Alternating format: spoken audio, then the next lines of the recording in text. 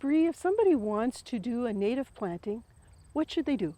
That's a great question. We can kind of help from beginning to end with any kind of project, whether it's just giving advice over email or having a consultation on your own property, helping you DIY a project, or we can take it from seeding through long-term vegetation maintenance.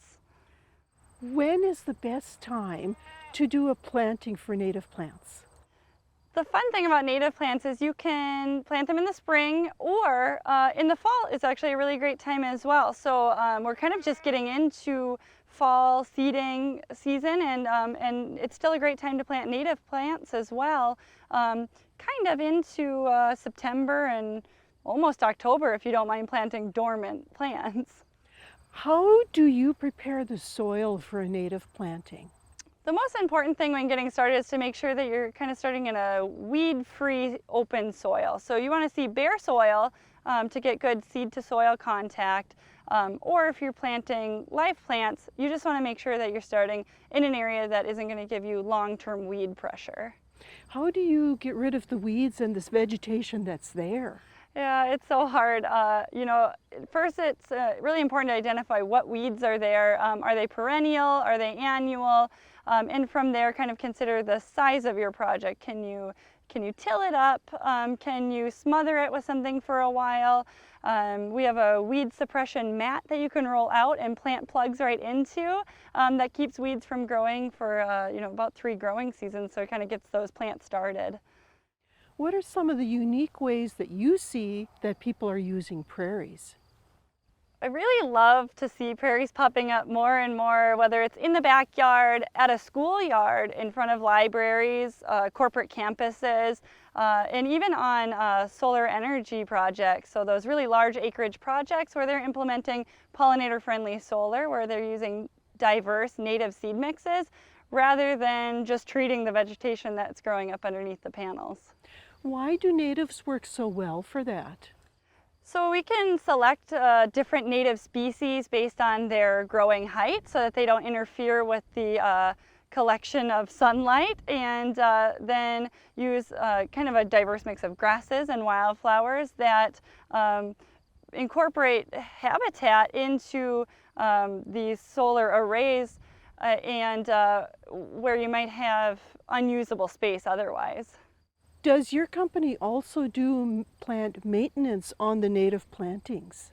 We do maintenance on such a wide variety of sites, and we use a wide variety of techniques. So everything from implementing prescribed fire on prairies every 3 to 5 years, to using sheep to graze on our solar farms, or using goats as follow-up to our forestry mowing for buckthorn control, and then we can bring the goats in, a couple of times to browse down buckthorn resprouts, poison ivy, and other problematic species that people don't like to deal with. Do you have to worry at all if you use the sheep about their wool getting caught with the seeds? That's a really good question, actually. We use primarily hair sheep, so it's a different breed of sheep. And they're not woolly. They grow a kind of a hair texture, and they don't have to be sheared, and just a little bit different than the wool sheep. How long do you leave the animals in to do the maintenance? It depends on how many animals are brought in at one time. Sometimes it's more animals for a shorter period of time, and sometimes it's fewer animals for a longer extended period of time. Just depends on the project. Do you ever have to bring them back again? Yeah, so that's one thing that sometimes people don't realize, is that it's not usually a one and done sort of clearing, but more of a maintenance technique that is usually repeated at least 2 times, sometimes 3 times. Do you keep the goats here in the wintertime too, and the sheep? The goats live across the road from our seed production farm here in Foley, and they spend most of their winter here. We have lambs and kids in the springtime and raise them up, and eventually they make their way out onto projects as well. Do you always need a big area in order to do a prairie planting, or can you have even just a small spot in your yard?